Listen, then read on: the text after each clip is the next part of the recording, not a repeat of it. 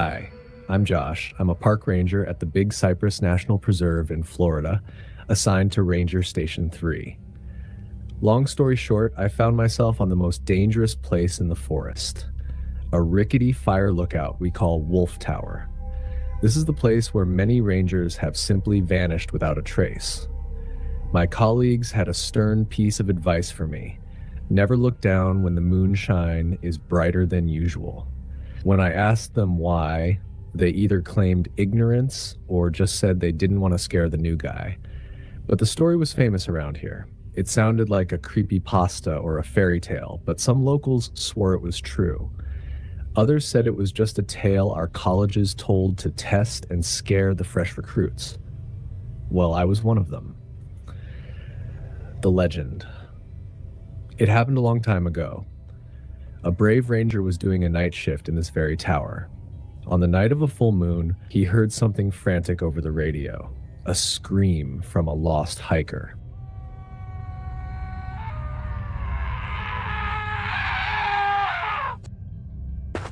The hiker was being chased by some kind of big furry animal with eyes that glowed in the dark.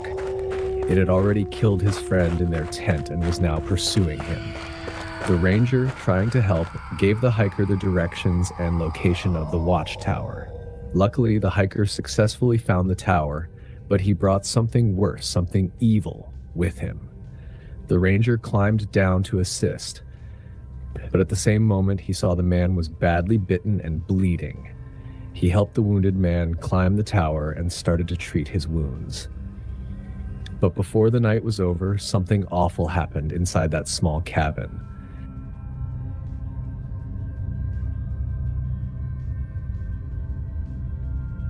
Both of them went missing. Other rangers later found deep claw marks on the walls, blood and flesh, but no bodies. No one knows what happened. Since that night, the ranger was never seen or found by the department. The night shift. It's a scary story, but I wasn't the type to be easily spooked.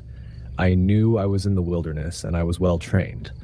That's what I used to tell myself. But that night, I was about to witness something that had been hidden for years. In the middle of the night, I heard growling near my tower. The bushes rustled all around me. I thought it must be a pack of wolves, but after a few minutes, I saw something that chilled me to the bone.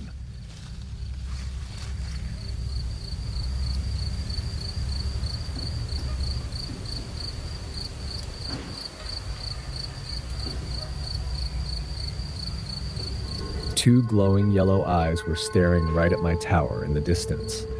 I immediately put my binoculars up, but it just vanished into thin air, leaving only the sound of rustling leaves. I was startled, sure, but I didn't feel enough immediate danger to report it. I stayed inside, just as I was instructed. Then something slammed into my tower. The entire structure shook violently. I hurried to look down, but again, whatever it was had vanished. I was truly scared now. I felt it. This wasn't a small animal or a wolf. The impact was massive, like an SUV had hit the tower. It was something big that moved incredibly fast. What could it be? I stayed alert, watching every movement from the inside. Then I heard my ladder begin to creak. My heart suddenly stopped. I shone my flashlight on the direction of the ladder, and there it was, a massive, black, furry creature trying to climb. It had almost reached the top. I was so terrified I froze completely. I couldn't move. I wasn't ready for this. All my training, all my tactics, they were gone. It was like watching death slowly crawling toward you. I panicked, grabbing my gun and firing.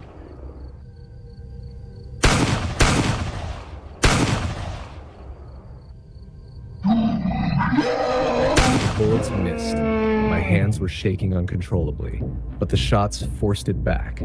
It lunged, dropped, and tore off into the woods. Before it disappeared, it looked back, and I saw it. It was like it had marked me and was promising to return. I wondered how I was going to survive. Then, Just a few seconds later, I heard the sound of the other rangers' jeeps arriving. That's why it backed off. It wasn't afraid of me. The aftermath. That was the near-death experience of my life, and it still gives me nightmares when I think about the Wolf Tower. Now, the station and the tower in that location are abandoned. No one ever wants to do a shift there. We officially banned that area and hung clear signboards. Cross on your own risk.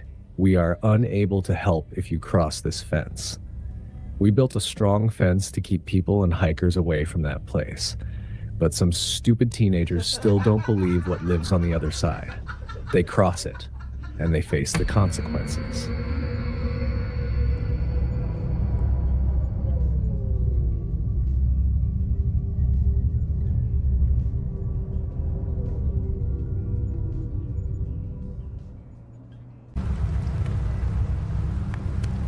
I woke up to the smell of wet earth and the sound of dripping rain. My head throbbed.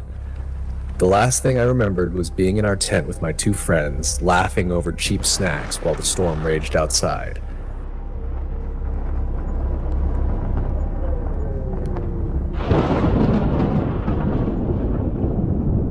But now I wasn't in the tent. I was lying in the middle of the forest. The storm had passed, but my gear was gone. No tent, no lanterns, nothing. My phone was in my hand, but the screen flickered. No service. Josh? Daniel? I called out, my voice shaking. No answer. I screamed their names until my throat burned, but the only reply was the wind pushing me deeper into the trees. I didn't even know where I was anymore. No map, no compass, just me, my phone, and the endless forest. The rain hadn't stopped entirely. It came in cold, misty sheets, driven by a restless wind. I decided to wait until morning. Wandering blindly in the dark felt like suicide. That's when I found it. Half buried in dirt and tangled in thick vines was a shipping container. Rusty, weathered, almost swallowed by the forest itself.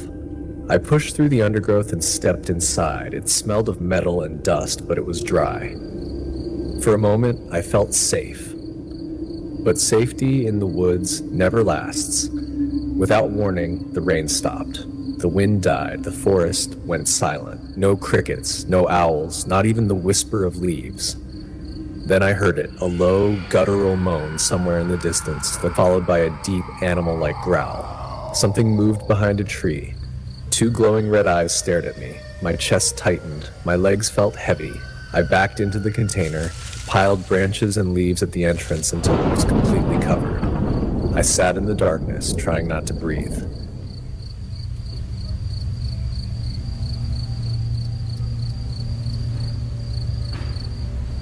The growl came again, closer this time. Then I heard footsteps squelching in the wet dirt. I peeked through the small gaps in the branches. A figure, tall, thin, two long legs, and arms that seemed far too long for its body. Its movements were jerky, unnatural, like a puppet tugged on invisible strings.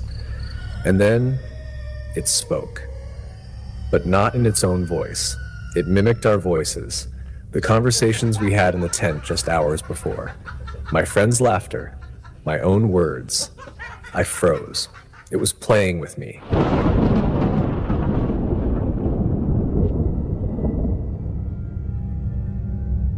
Metal groaned above me. It was climbing the container.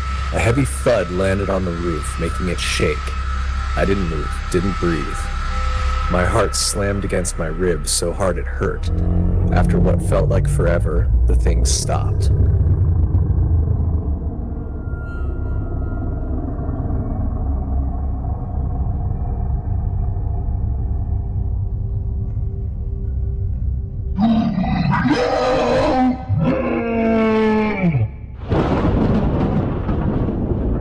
The forest sounds returned. The rain began again.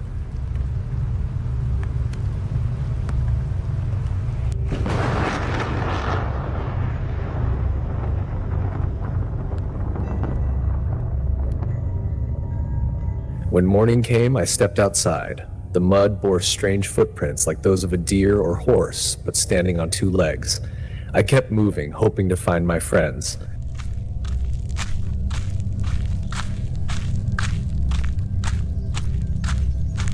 I found one of them, hanging from the branches of a pine tree. Half of him was gone, torn apart, organs missing. His lifeless eyes stared down at me. I wanted to vomit. My chest ached, my knees buckled. I searched for my other friend, praying he was alive. I found him hours later, in the same condition. I wanted to scream. I wanted to tear my own skin off. This was my fault. They had wanted to go to a water park. Stupid, harmless fun. But I wanted adventure. I wanted quiet. The mountains, the deep pines of Sweden.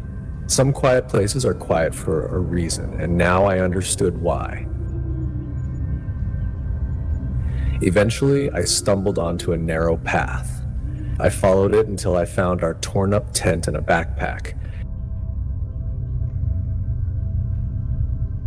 Inside, our map and a gun.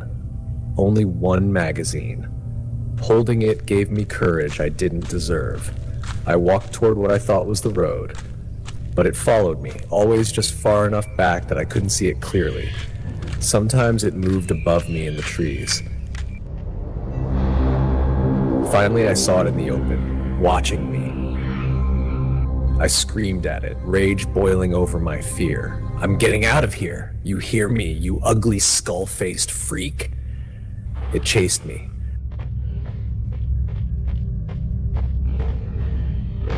My legs burned.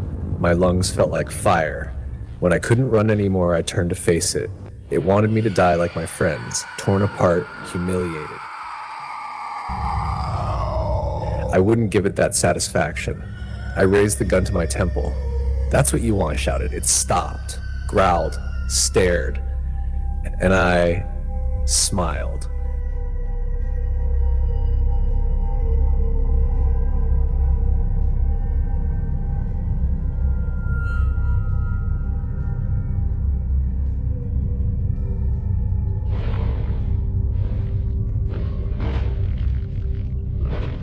Because for the first time, I wasn't afraid.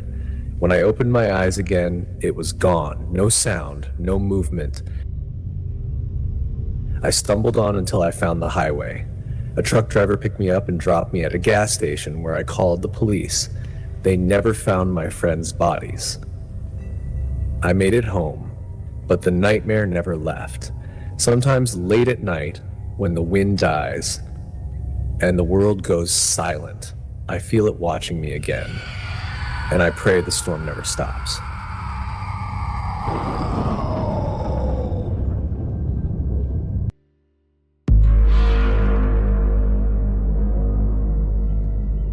Something is haunting the animals out here.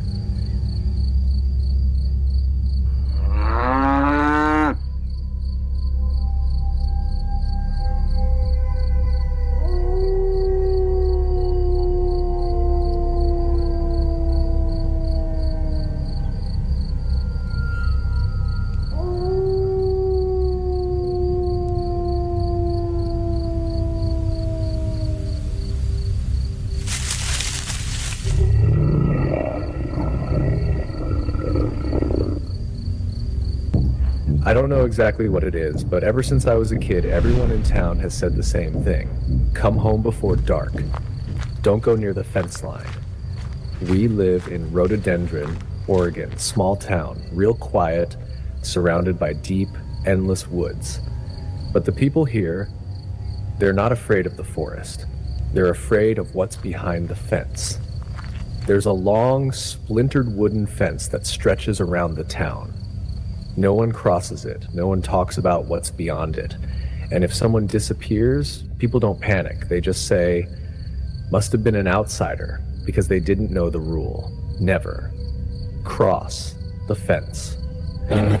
That night, I was late. My friends, they don't believe in the old stories. They laugh about it. They stay out too long, make fun of the rules. But me, I believe. Because I walk home along the path that runs right next to that fence. And that night, something felt off. The road was too quiet. The wind cold. The trees, they felt like they were leaning in, watching me. I kept my eyes down, counted my steps, did not look at the fence, but then I smelled something. Blood. Rotten meat. Thick in the air.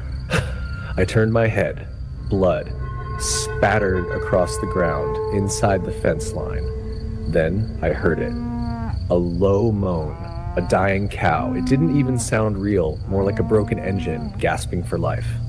I wanted to leave. It was already dark. I didn't want to help. But something in me said, go check. So I did. I crossed the fence just a little.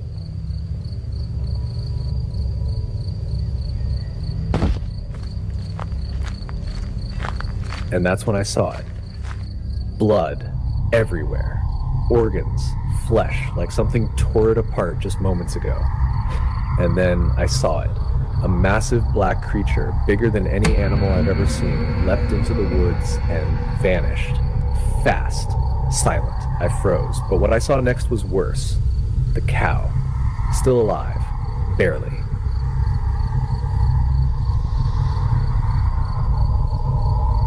Its stomach ripped wide open. You could see inside it. Its eyes were pleading. Then I saw them. Two yellow eyes, glowing, watching me from the bushes. A low growl rumbled through the air, deep, hungry. I didn't wait. I ran, back toward the fence. I could hear it behind me, heavy footsteps pounding the dirt. It was chasing me.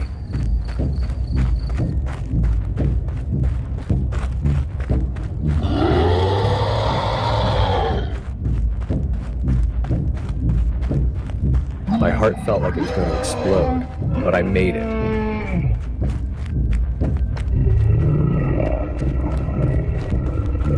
Jumped the fence. As I scrambled over, something slashed my chest.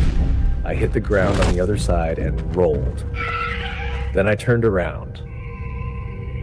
It was standing there, tall, massive, on two legs, covered in black fur, pointed ears, sharp teeth. Its arms looked almost human.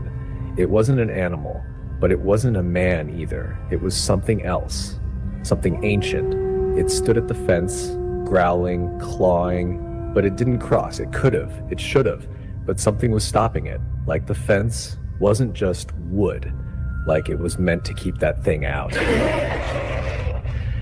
That's when I understood. The stories were real. The fence wasn't just a boundary. It was a barrier, something sacred. Or cursed, maybe a spell, I don't know. But I ran home, bleeding, shaking, didn't tell anyone, just locked every door and every window. The scratch wasn't from that thing, it was the barbed wire. And thank God. But I kept the wound, because next time someone says, that stuff isn't real, I'll show them. There's something living beyond that fence.